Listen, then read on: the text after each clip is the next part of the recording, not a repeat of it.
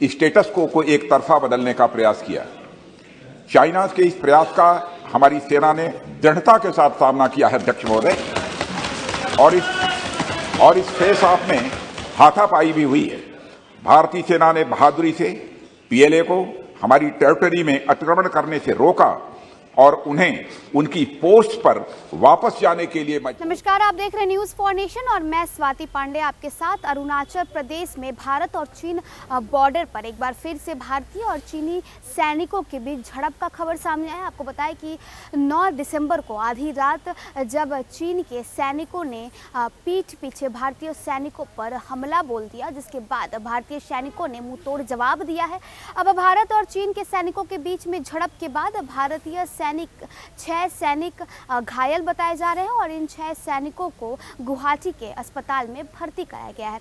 आपको बताएं कि वहीं लोकसभा के शीतकालीन सत्र भी चल रही है, जिसमें भारत के रक्षा मंत्री राजनाथ सिंह ने संसद में बयान दिया है, जिसमें राजनाथ सिंह ने कहा है कि भारत के कोई भी सैनिक गंभीर रूप से घायल नहीं है और हम चीन के इस हमले का जोरदार जवाब भी देंगे। जिस प्रकार से चीन चोरी छुप के भारत के ऊपर हमला करता है, भारतीय सैनिकों के ऊपर हमला करता है, जिसके बाद अब चीन को भी हम मुंह तोड़ जवाब देंगे। अरुणाचल प्रदेश में भारत और चीनी सैनिकों के बीच 9 दिसंबर को झड़प हुई थी। इस झड़प में दोनों ओर के सैनिक जख्मी हुए हैं। भारत के 6 जख्मी सैनिकों को गुवाहाटी में इलाज के लिए भर्ती कराया गया है। बताया जा रहा है कि चीन के करीब 300 सैनिक तवांग के यांगत्से में भारतीय पोस्ट को खाली कराने पहुंचे थे, तभी ये झड़प हुई थी। तो देखिए किस प्रकार से जो हर बार चीन जिस प्रकार से हमला करता है भारतीय सैनिकों के ऊपर, एक बार फिर से अरुणाचल प्रदेश के भारत और चीन बॉर्डर पर भारत और चीन सैनिकों के बीच में झड़प हुई थी। इस भारत की ओर से जगह को खाली करवाने के लिए चीन के सैनिकों ने ये हमला किया था, जिसके बाद दोनों ओर के सैनिक इस झड़प में घायल हैं। चीनी सैनिक, आपको बताएं कि 300 चीनी सैनिक आए थे और अब भारत के 6 सैनिक घायल बताए जा रहे हैं। जिन 6 सैनिकों को गुवाहाटी के अस्पताल में भर्ती कराया गया है। इस पूरे मामले पर भारत में जो है राजनीति तेज हो गई है और इतना ही नहीं, लोकसभा में जो शीतकालीन सत्र चल रही है, इसमें भी विपक्ष की ओर से इस चीज़ का आवाज़ उठाया गया है। और इतना ही नहीं, राजनाथ सिंह ने भी जवाब देते हुए कहा है कि हम चीन को छोड़ेंगे नहीं और भारतीय सैनिक, कोई भी सैनिक गंभीर रूप से घायल नहीं है। सुनवाते हैं आपको पूरी बात जो राज्यसभा में सुनवाते हैं आपको पूरी बात जो लोकसभा में रक्षा मंत्री राजनाथ सिंह क्या कुछ कह रहे हैं। प्लीज स्टेटमेंट के बीच में नहीं बोलते। नो प्लीज में छुट्टी भी थी। 9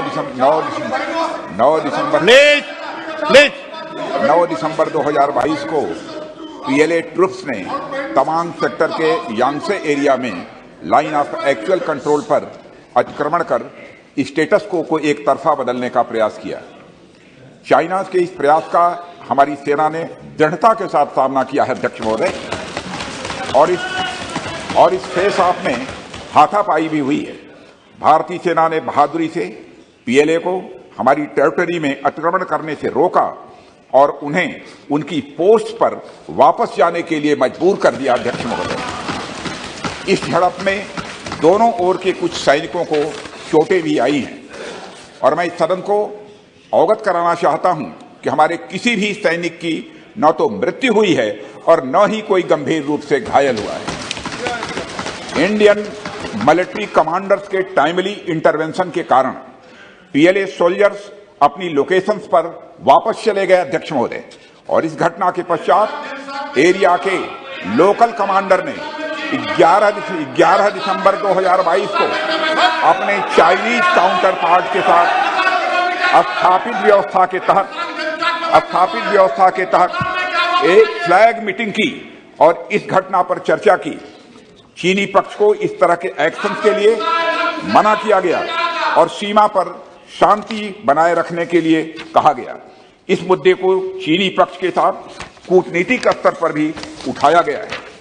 अध्यक्ष महोदय, मैं इस सदन को आश्वस्त करना चाहता हूं कि हमारी सेनाएं हमारी भौमिक अखंडता को सुरक्षित रखने के लिए पूरी तरह से प्रतिबद्ध हैं और इसके